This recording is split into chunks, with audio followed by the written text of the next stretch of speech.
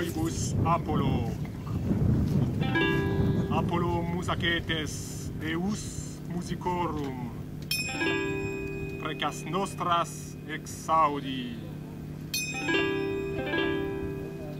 Quia perpetuo nos ad fuisti et semper tibi venerabimus.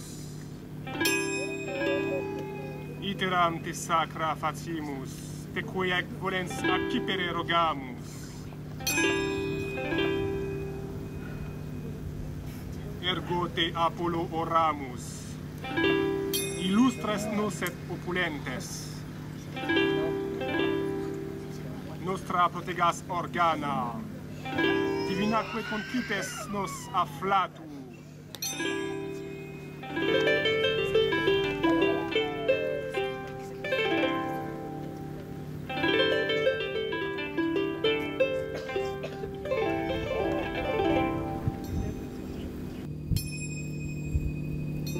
Voici Léna, suivie de Virgo.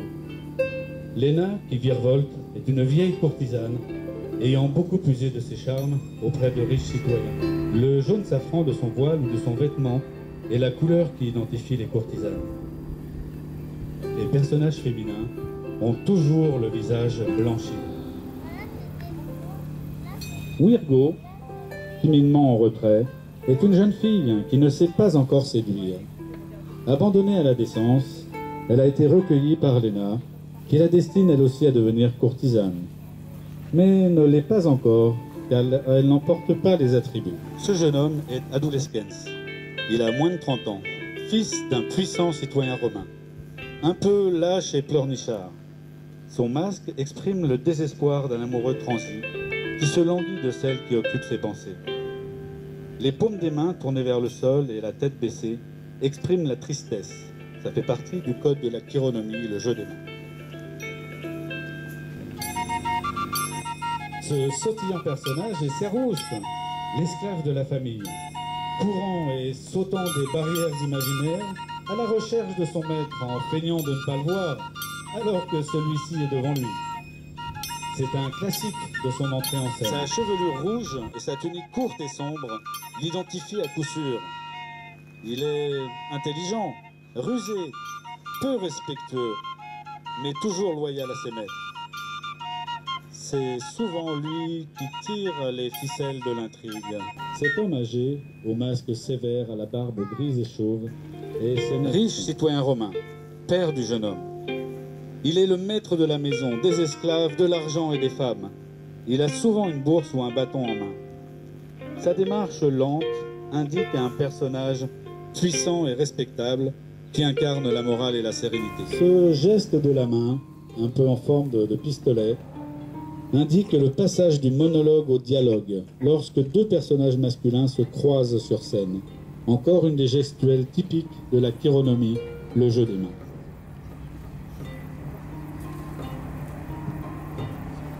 Et oui, Sénèque refuse de donner de l'argent à son fils. Le jeune homme se retourne alors vers Servus et lui demande d'aller subtiliser discrètement la bourse pleine de deniers.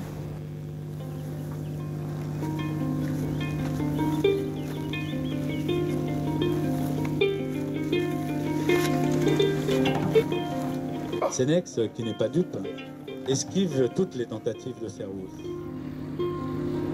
Renversement de situation, c'est le jeune maître qui supplie l'esclave de trouver une autre solution pour arriver à ses fins. Les paumes des mains vers le haut est un geste de supplication, encore la chironomie. Servus va réfléchir au stratagème qu'il pourrait ourdir pour aider son jeune maître à récupérer Virgo.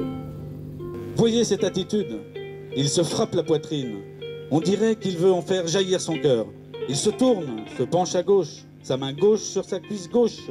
Il compte sur les doigts de sa main droite, celle chargée d'exprimer la pensée.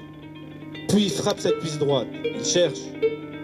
Enfin, il fait craquer ses doigts, hoche la tête, le voilà qui se dresse, il a trouvé.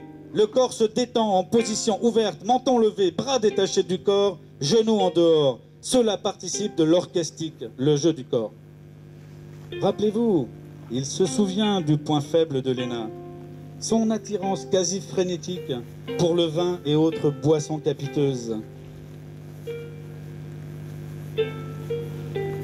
Léna ne résiste pas longtemps à l'attrait du divin liquide avec son odeur si capiteuse, riche en promesses d'ivresse et d'excès. Les jeunes gens se tiennent par les oreilles pour un tendre rapprochement.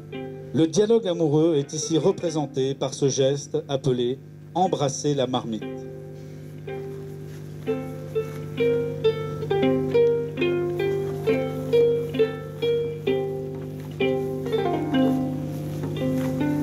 Ah, Servus revient à la charge avec un modèle plus imposant. Faire sombrer Léna dans un profond coma éthylique, là serait la solution.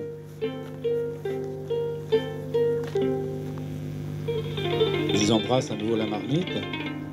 Le jeune homme découvre que la jeune femme porte un anneau qui appartiendrait à son oncle.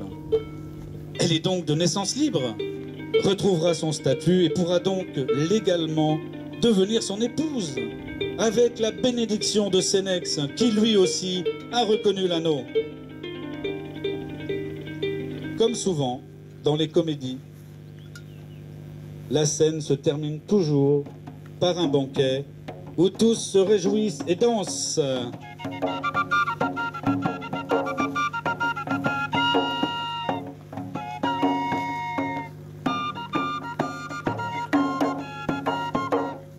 Plaudite, plaudite,